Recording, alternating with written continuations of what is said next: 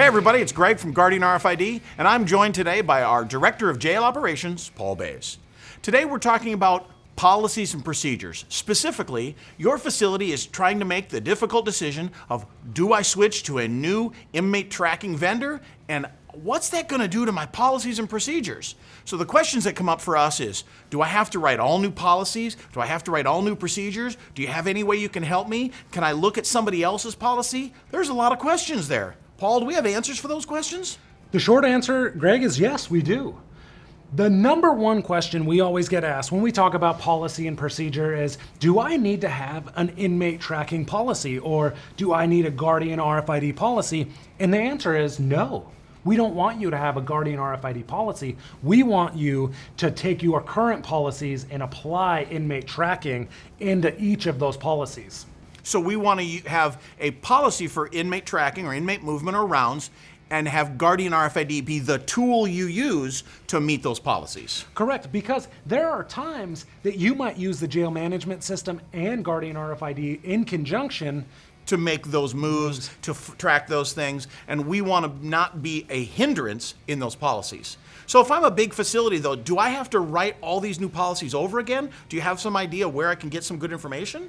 So Guardian RFID has done a lot of the footwork for you, and we work with agencies as small as one inmate up to thousands of beds, and we've used their policies and procedures. So we have an entire encyclopedia to give to you to consume that information and create and add that in without going through the footwork on yourself or paying legal counsel to make sure that it's defensible, because this is stuff that has already been tried and is best practice across the nation. Beautiful. So you don't have to reinvent the wheel at your facility to ensure you have good policies and procedures in place. But is it important to have good policies and procedures?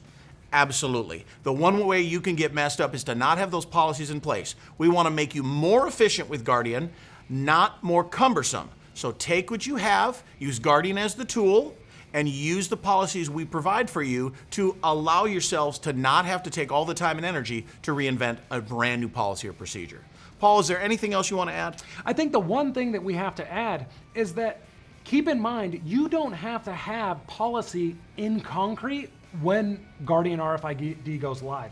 In fact, we want it to be a little flexible, because as we go through your training and support and go live, you might find that a workflow is significantly going to change because we provide efficiency and effectiveness that might remove a part of that workflow. So we want to keep a framework there and let officers know that policy might change over the course of the week of training. So we want to be flexible as well. We like to be firm, fair, and consistent in corrections, but a little flexibility, because you're going to learn how Guardian can really affect you once we go live. That's the biggest part about it. Excellent. Well, thanks so much for following today. If you have any other questions at all, reach out to us at support@guardianrfid.com. And as always, get your team home safe.